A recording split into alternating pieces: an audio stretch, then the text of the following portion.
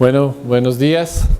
Mil gracias a la Junta Directiva de ACRIB, Adriana y Antonio, con el que hemos aprendido muchas cosas. En nuestro curador, ambos somos curadores, yo como médico y él es curador también.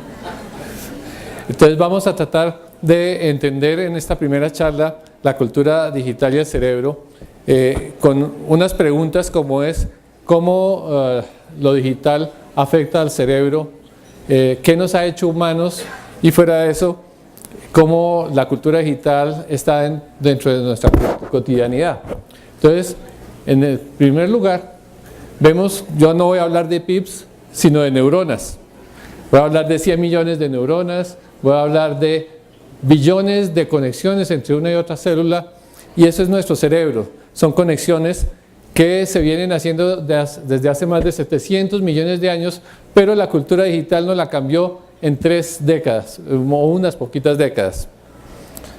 Entonces, importante es que aprender es cambiar, nuestro cerebro cambia todos los días. Cuando soñamos por la noche, está cambiando nuestro cerebro. Esas conexiones del cerebro están permanentemente en cambio y gracias a una estructura como esta, que es el hipocampo, podemos recordar y poder construir el presente. Vygotsky, un gran filósofo ruso, decía que si hacíamos instrumentos manuales como esta interfase que tengo aquí en la mano humana, si hacemos instrumentos manuales podemos cambiar las redes o sea las herramientas mentales, y con estas cambiamos las herramientas sociales. Es importante entonces tener en cuenta que pasamos del sílice al sílice en los computadores o a la silicona para la belleza, pero en todo caso todo ha sido una evolución hacia las redes sociales donde nuestro cerebro ha aumentado. Si nosotros nos ponemos a pensar hacer un hacha, pues hay que planear cómo amarramos, qué elementos le ponemos, el peso, el balance, las métricas, eso todo lo hace el cerebro. Pero si ustedes ven esta mamá que va de árbol en árbol, yo sé que ustedes, las mujeres, no son peludas, pero en la época y estos primos que tenemos, las mamás tenían que ser peludas para que el chino se agarrara de los pelos y la mamá pudiera ir de árbol en árbol. Ese era el pulgar, era importante, pero ese pulgar tenía que hacerse mucho más fino, y entonces viene la generación que hoy llamamos, y muchos filósofos llaman la generación pulgarcita. Vamos a ver entonces lo que es un niño hoy en día. Pero es muy fuerte, es porque, o sea, no sé, el otro día el niño que estaba de 1 año y medio.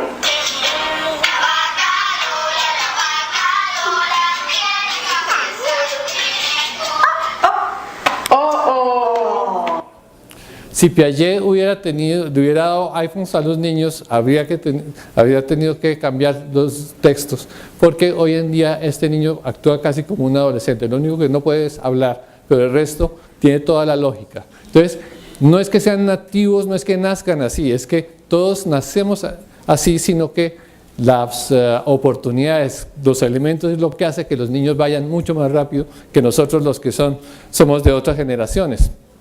Los adultos mayores. Entonces, ¿qué nos hizo humanos? Tenemos, si ustedes vieron el preview de esta conferencia, pudieron ver Déjame entrar en tu mirada de Carlos Vives y Martín Madera. Ahí el déjame entrar en tu mirada es la base del cerebro social, es ponerse en los zapatos de la otra persona. También se llama mentalización, teoría de la mente, pero lo más importante que tenemos que entender es que nos permite compartir los sentimientos. Entonces, la empatía es cognitiva y emocional.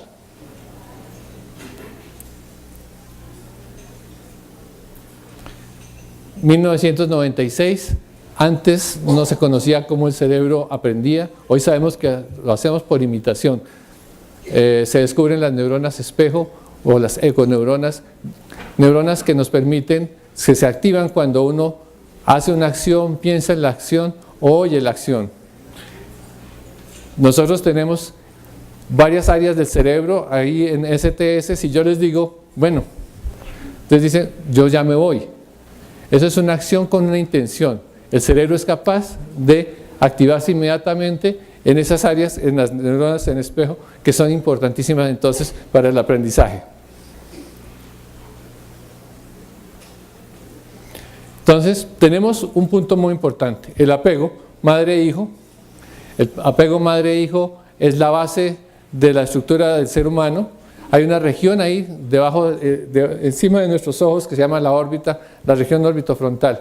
Ahí hay unas redes que permiten construir el apego, el vínculo entre la mamá y el bebé. Cuando nosotros nacemos, la mamá en el útero sufre contracciones que permiten, a través de un péptido que son 9 aminoácidos, contraerse, salir el bebé, luego que salga la placenta, luego que salga la leche y luego que la mamá no bote al chino a la caneca. ¿Por qué? Porque la biología, esas redes permiten construir el apego. Esa va a ser la base de lo que vamos a hablar del arte, de la estética, de la ética y la moral. Entonces, el amor maternal, cuando se llega a la adolescencia, se convierte en amor romántico. La emoción tiene que ir a la par del conocimiento. Siempre en nuestra educación se queda la emoción atrás. Es la misma región del placer musical, pero también es el de la adicción. Desafortunadamente, cocaína o cualquier otra de estas nos puede alterar todo esto que la naturaleza había hecho tan bonito. Y además puede haber otros tipos de adicciones que hay que tener cuidado en esta época digital.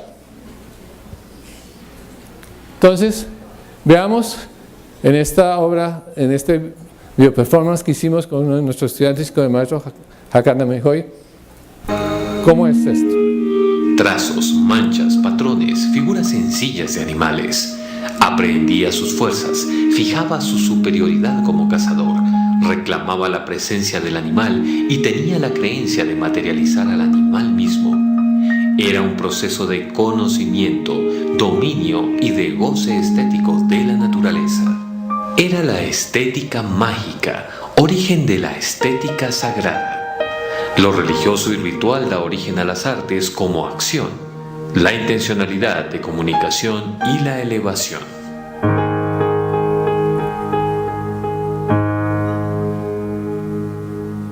Hace 1.7 millones de años se requería crear un comportamiento de apego entre la madre y el bebé como estrategia para sobrevivir. Se requería crear nuevas herramientas sociales a partir de herramientas mentales o redes neurales y estas de herramientas manuales. Era construir el afecto, la empatía, el cerebro social. Es el origen de el artificar y la estética, lo biopsicosocial extremo para la adaptación y supervivencia. Hace 60.000 años, la mímica enriqueció poco a poco lo instintivo en la construcción de las lenguas humanas con su sintaxis y semántica. Emergió la metáfora como un mecanismo básico de la cognición humana. Entonces tenemos el apego, madre-hijo, nos va a formar el carácter y nosotros heredamos el temperamento. Con eso construimos la personalidad y la personalidad son todas estas estructuras de neuronas que tenemos en nuestro cerebro que nos permiten ser lo que somos nosotros. Son el origen entonces del artificar. El arte no tiene verbo, pero hay que ponérselo, es artificar. Lo hacemos a toda hora, yo estoy haciendo en este momento, estoy artificando, estoy haciendo mi obra de arte de hoy, me va a producir placer, si a ustedes me comprenden. Entonces, la estética, la ética y la moral, además, y una cosa muy importante, el pensamiento con sentimiento, como los únicos que saben eso son los vallenatos. Yo siempre todo lo dice con sentimiento. Ese es el siglo XXI, con sentimiento. Es la empatía, es el ser humano como un todo.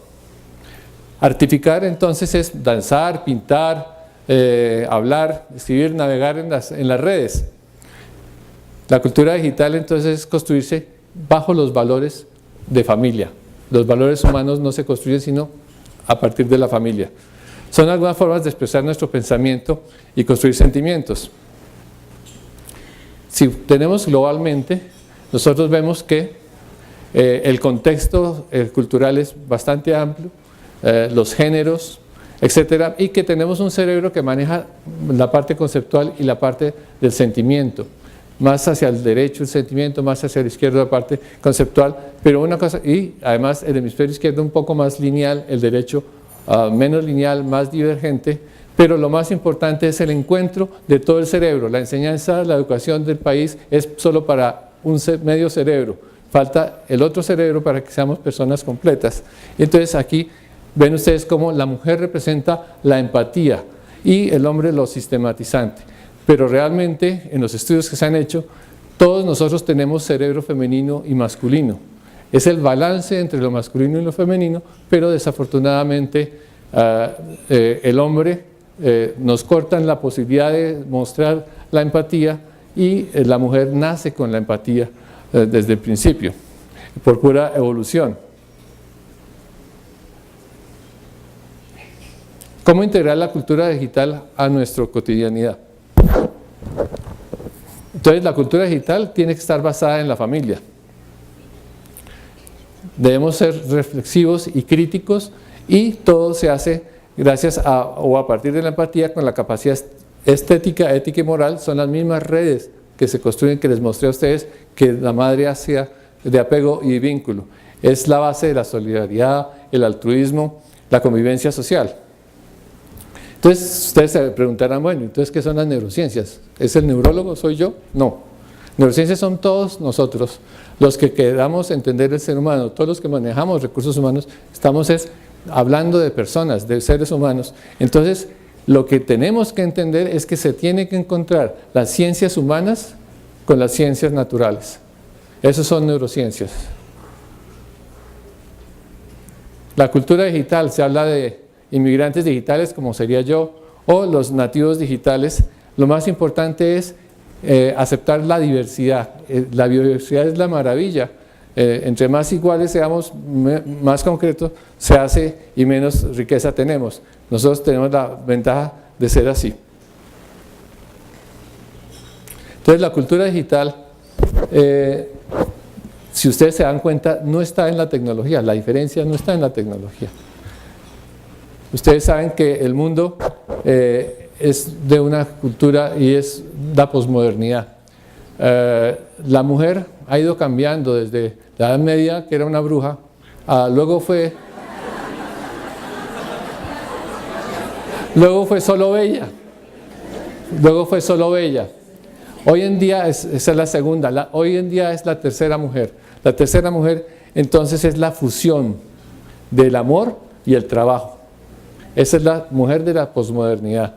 Quiere decir que es la mujer activa, activa en la sexualidad, la activa en el trabajo, la activa en la casa.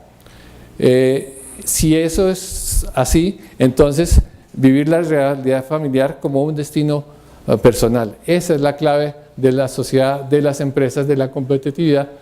Y por eso hemos venido diciendo cómo el líder del siglo XXI es la mujer, porque tiene la empatía intrínseca, 700 millones de años construyéndola. Entonces debemos compartirla y nosotros los hombres a mejorar la parte de la empatía para ser igualmente líderes para el siglo XXI. Entonces, ¿por qué es la empatía? Porque la empatía es el talento más importante y la empatía es la plataforma de los demás talentos. Si uno tiene la empatía, el resto es por añadidura. Entonces, como les decía, la empatía es más femenina y el siglo XXI, la mujer no debe perderla y el hombre debe fortalecerla. Entonces, creo que con esto logramos encontrar una primera observación sobre la importancia que tiene la educación, como decía Gina. La educación es muy importante y ahora yo les digo, la educación con cerebro es muy importante. Mil gracias.